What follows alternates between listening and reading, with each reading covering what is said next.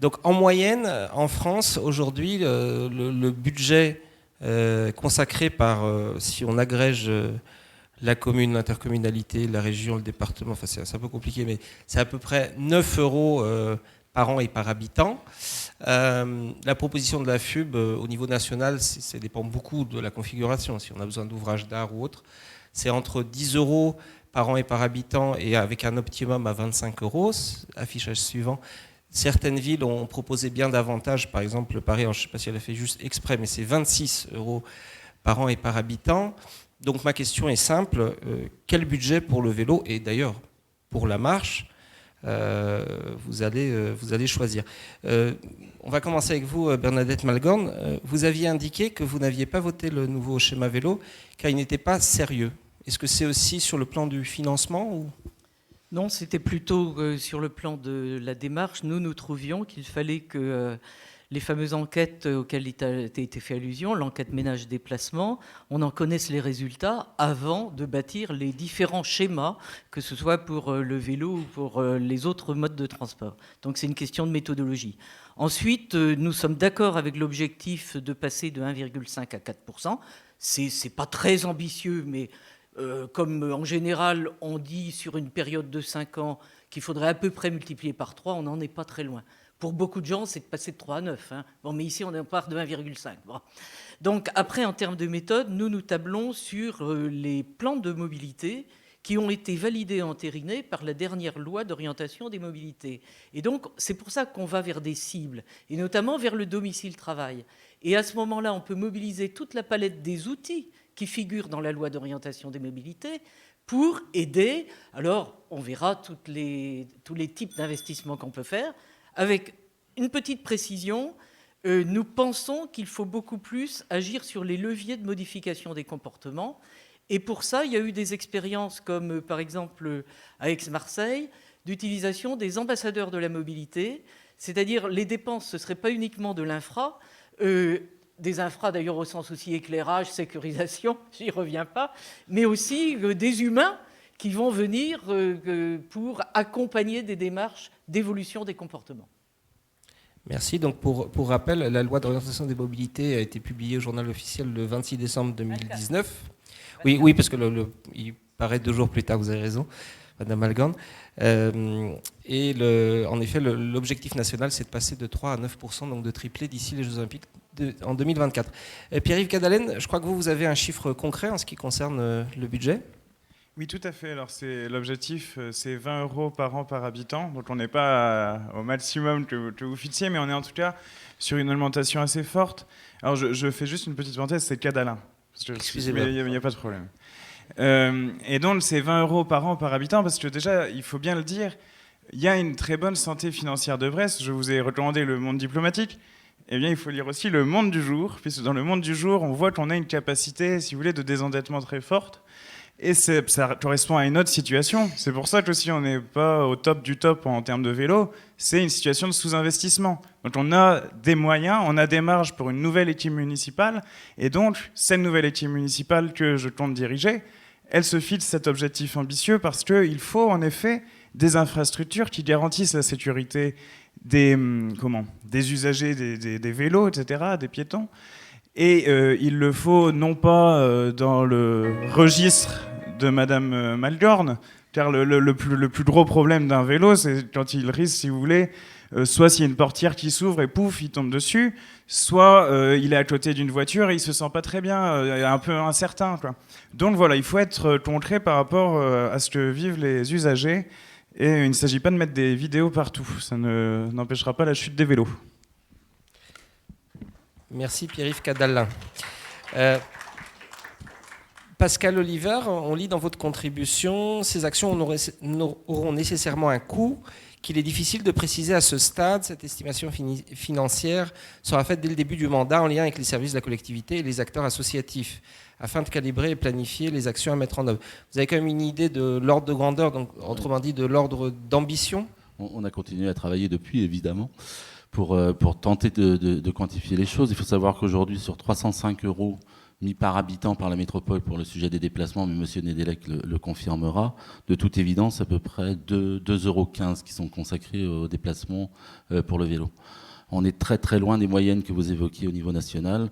On table sur une fourchette allant de 10 à 15 €, étant entendu, et on y reviendra tout à l'heure, qu'il y a de nombreux dispositifs d'aide pour les villes qui souhaitent vraiment s'engager dans une politique très active et proactive dans les déplacements doux, et notamment ceux du vélo. Et cette fourchette de 10 à 15 € permet une capacité d'investissement et aussi, disons, d'injection en coût d'exploitation variant allant de 2 à 3 millions 100. Ce qui est là est significatif et permettra d'obtenir des résultats excellents. Merci. Johan Nedelec, vous confirmez 305 € par habitant, dont à peine 2 consacrés au vélo aujourd'hui ? Moi, ce que je confirme ce soir, c'est la volonté de la liste Brest au cœur, avec du chiffrage précis par rapport aux éléments qui ont été donnés. Le schéma directeur vélo, c'est 10 millions d'euros. Si je vous ai dit tout à l'heure que c'était de 2020 à 2025, de 2020 à 2025 pour le schéma directeur vélo, ça fait un investissement de 2 millions d'euros par an. Et si je fais mon calcul, si vous avez vu tout à l'heure, j'ai regardé vite fait, ça nous fait du 14 € par habitant. Donc les choses, elles sont très claires. Le schéma directeur vélo, nous, on l'a chiffré.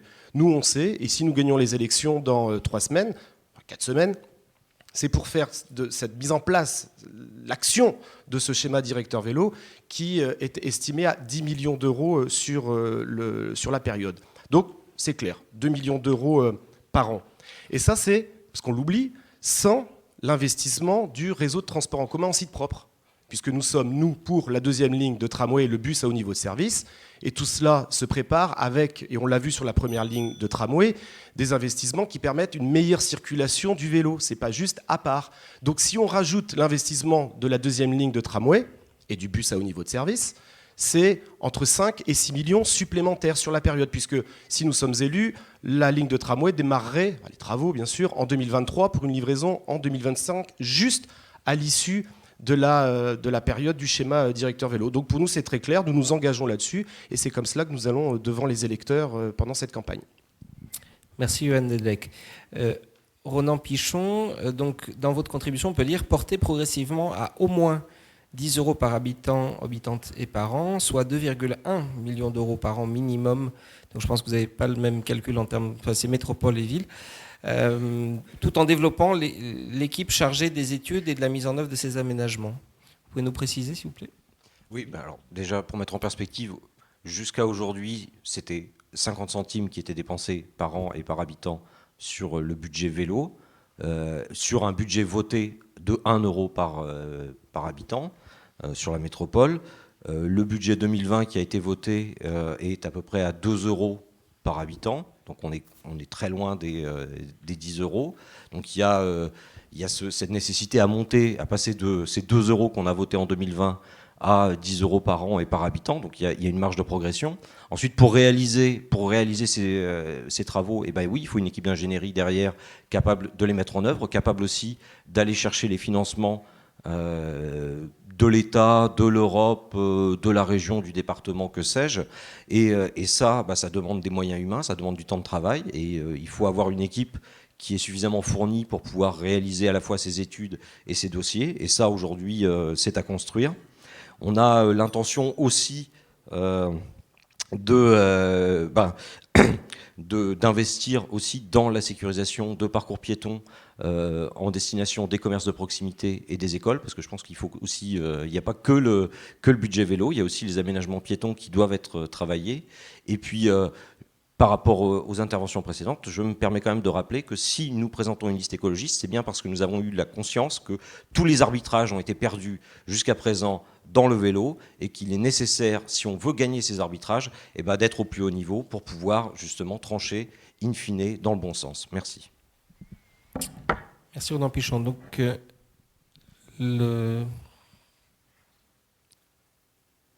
oui, Michael Cabon, c'est à vous. Donc sur la même question, c'est sur la question du budget. Alors vous avez noté, nous consacrerons 8 millions d'euros dans le temps du premier mandat à la politique du vélo. Tout à fait.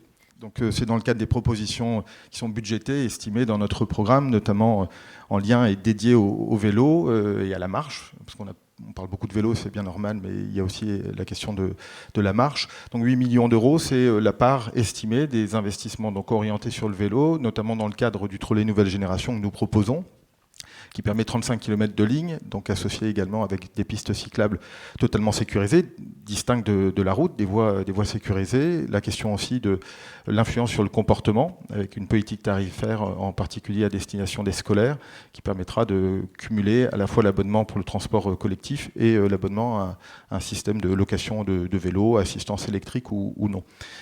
Ça coûte beaucoup d'argent de s'occuper de la ville en général, du vélo aussi, 100 000 € à peu près le kilomètre de piste cyclable, 200 000 € pour l'aménagement d'un rond-point, c'est ce qui s'est passé du côté de Lorient sur le rond-point Bir-Hakeim. Il faut savoir aller chercher l'argent au-delà de dans la poche des contribuables brestois. Il y a beaucoup d'appels à projets qui ont été menés par l'État, qui sont aujourd'hui en cours. Et il est dommage, parce qu'à notre connaissance, Brest n'a pas déposé de dossier sur ces 3 fonds qui sont à disposition, notamment sur la question de l'apprentissage du vélo chez les scolaires, qui sera aussi une des thématiques de vos questions tout à l'heure. Merci beaucoup.